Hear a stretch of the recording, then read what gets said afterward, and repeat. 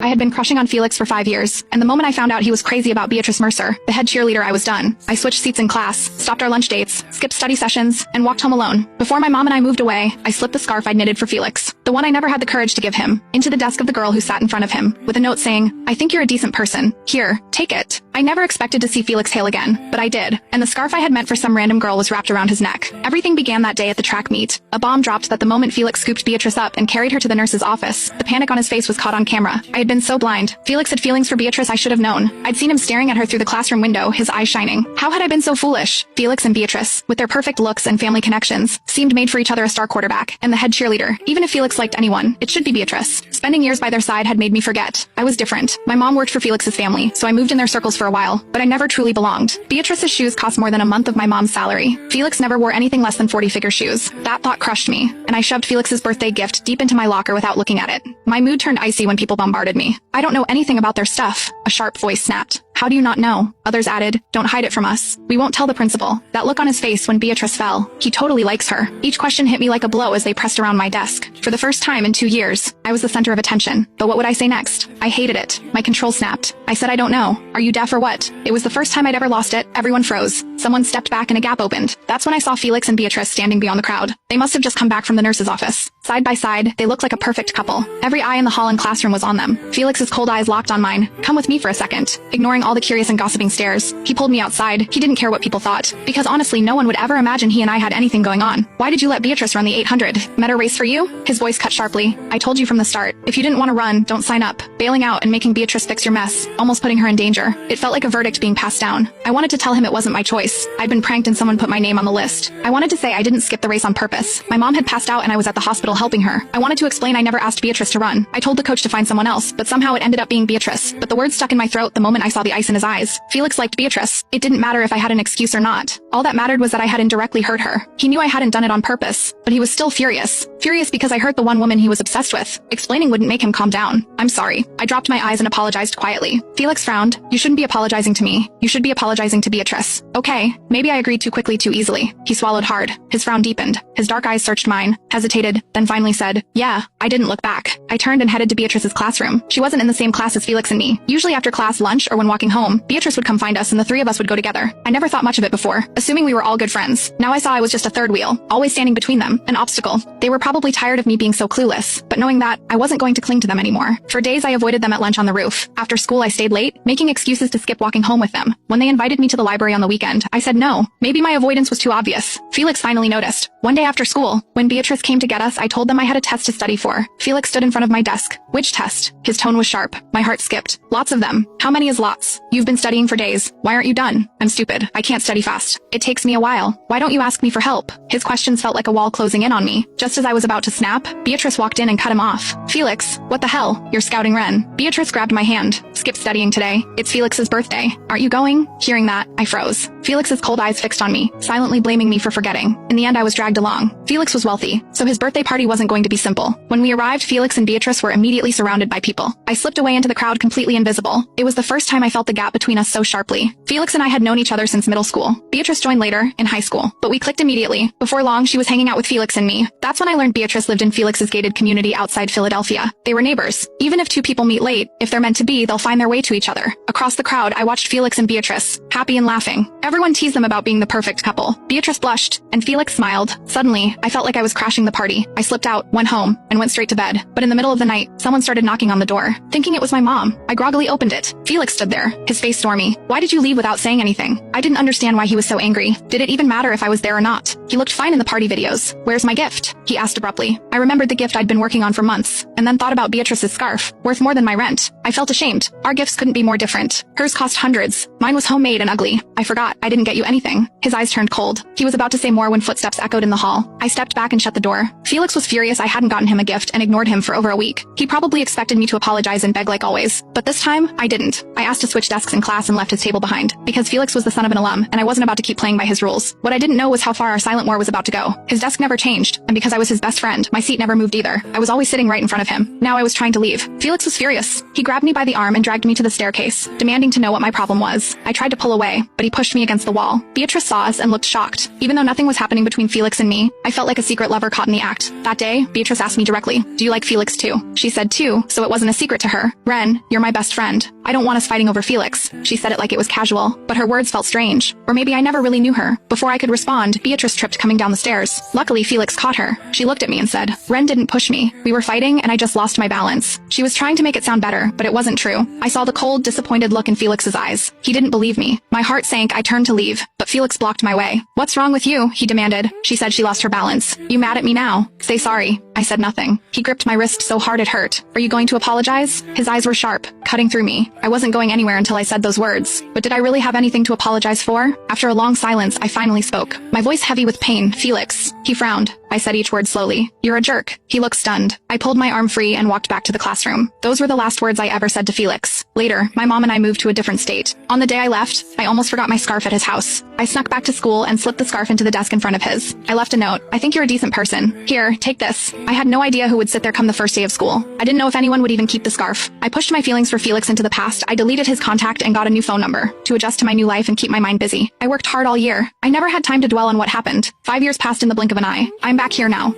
The city looked nothing like the one Ren had left. The old cafes had become sleek glass storefronts. The bookstore where she'd hidden from the rain was now a luxury boutique.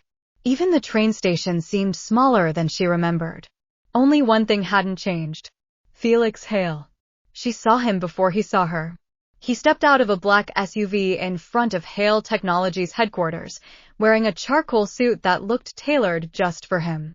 His shoulders had broadened, his features sharper than she remembered. The carefree high school quarterback was gone. People stopped to greet him. Employees hurried to open doors. He acknowledged them with calm nods, his expression distant. Around his neck was a faded navy blue scarf. Her scarf. The uneven stitches she'd unraveled and redone countless nights. The tiny mistake near one end where she'd accidentally skipped a row. Her breath caught. No, that wasn't possible. She had left it for a stranger. Someone behind him laughed. "Mr. Hale, you're still wearing that thing?" Another executive shook his head. "You've had that scarf forever." Felix absently touched the fabric. "It was a gift. You don't even know who gave it to you." "I do now." Ren froze. Before she could move, his eyes lifted. Their gazes met across the busy sidewalk. 5 years vanished. The world became unbearably quiet. Felix didn't blink. His coffee slipped from his hand, splashing across the pavement. One of his assistants gasped. "Mr. Hale." He ignored everyone. "Ren?" Her name left his lips like a prayer. She forced a polite smile. "Long time no see." She turned to leave. "Ren." His voice echoed down the street. For the first time in years, Felix Hale ran. Not for football. Not for a meeting. For her. He caught her wrist, but unlike 5 years ago, his grip was gentle enough that she could pull away whenever she wanted. "I'm sorry," he blurted. The words came so fast they almost overlapped. "I'm sorry." Ren stared at him. He looked panicked. His eyes were red. "You have the wrong person," she said quietly. "We haven't spoken in 5 years. I know. I was awful to you. I know. I thought," he laughed bitterly. "God, I thought you hated me." Ren almost smiled. "I did." The answer hit him like a punch. He lowered his head. "I deserved that." She expected excuses. Instead, he said softly, "Every single day after you left, I replayed that staircase." Her expression faltered. "I remembered every word. You're a jerk." "I deserved that too." She glanced at the scarf. "Why are you wearing it?" Felix looked down at it as though seeing it for the first time. "The girl who sat in front of me found it in her desk." Ren frowned. The note said it was for a decent person. She handed it to me because she said. He smiled sadly. "The only decent person I know around here is probably you." I almost threw it away. But I couldn't. I kept wondering who made it. He swallowed. "After you disappeared, I noticed the stitching. The colors. The yarn. They looked exactly like the scarf you were knitting during lunch that winter." Ren's heart skipped. "You noticed?" "I noticed everything." She laughed once. A little late. His shoulders slumped. "I know. He looked at her with a mixture of regret and longing. I didn't love Beatrice. Ren blinked. What? I never loved her. But I was looking through the classroom window because he rubbed the back of his neck awkwardly. You always sat beside her. I was watching you. Ren stared. I carried her because she collapsed. I yelled at you because I thought you were pushing yourself too hard and refusing to ask for help.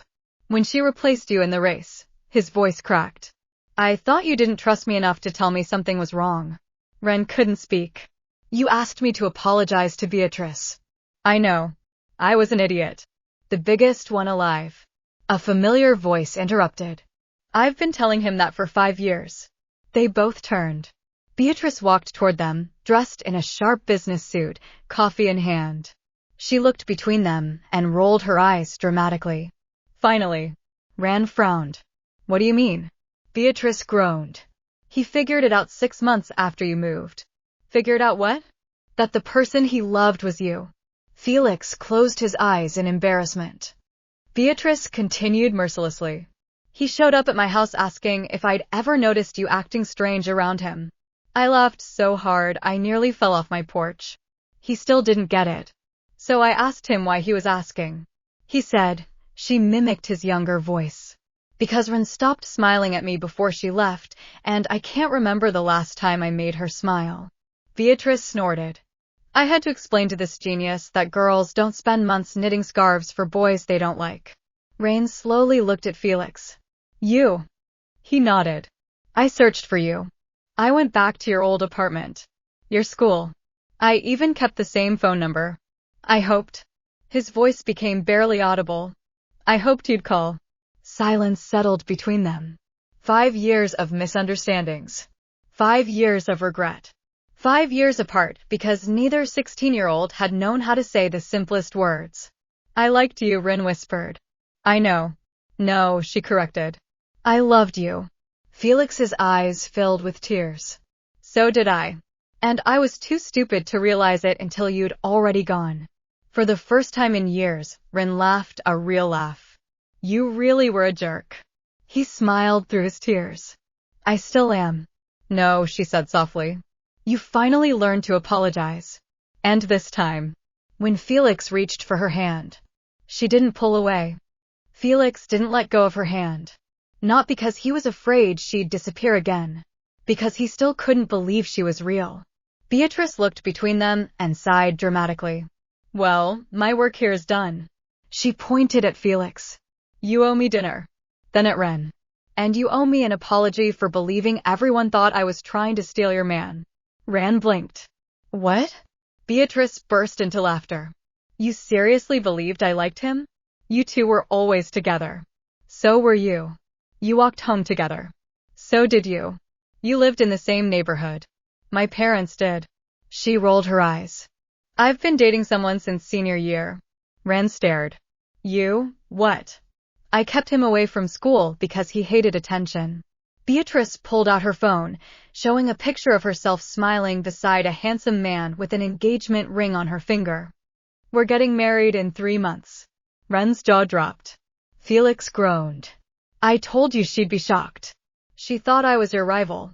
Beatrice laughed so hard she had to wipe tears from her eyes.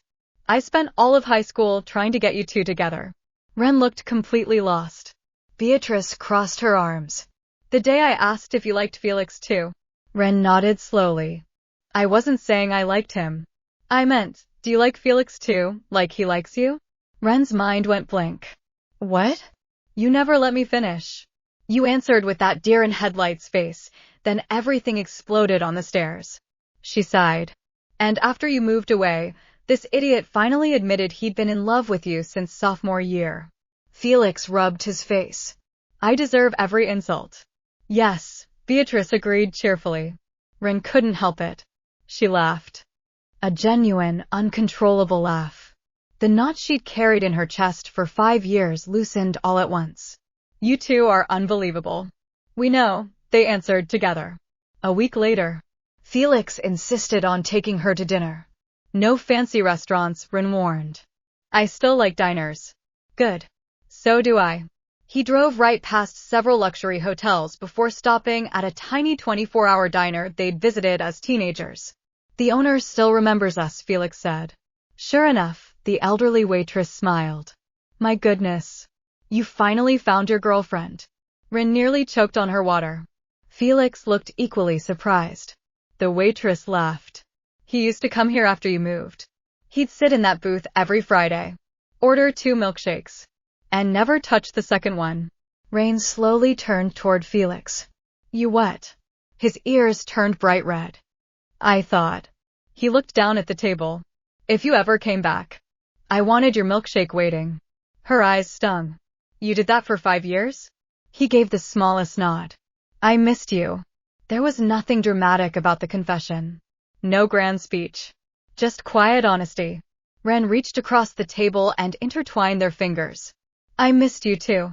Over the next few months, they started over. No assumptions. No silent sacrifices. No pretending everything was fine. When something bothered them, they talked. When one was upset, they listened. For the first time, they weren't acting like children trying to guess each other's feelings. They simply asked. One Saturday afternoon, Felix pulled an old storage box from the back of his closet. I've been saving something. Inside were dozens of small keepsakes. Movie tickets. Study notes. A dried flower. A broken keychain. And carefully folded on top, a faded piece of paper. Ren unfolded it. It was the note she'd left with the scarf. I think you're a decent person here. She laughed softly. I was trying so hard not to write your name. I know. You figured it out? I figured it out the day I recognized the yarn. He hesitated. I carried this note in my wallet until it started falling apart. Ren looked at him. You really never stopped? Never. She reached into her own purse. I have something too. From a small envelope, she pulled out a tiny silver keychain shaped like a football. His 18th birthday gift. The one she'd never given him. I kept it. Felix accepted it with trembling hands. So this was my birthday present. It was. I've waited 5 years. He smiled. Worth it. He clipped it onto his car keys immediately. There. Now I have both. The scarf. And the gift you were always meant to give me. Ran smiled. I guess we're finally on time. Felix leaned forward, resting his forehead against hers. No. We're exactly where we're supposed to be. Outside, the afternoon sun poured through the diner windows. 5 years ago, they had lost each other because neither knew how to say 3 simple words. This time, neither hesitated. I love you, Rin whispered. Felix smiled. I've been waiting 5 years to hear that. I love you too. And this time, neither of them let go.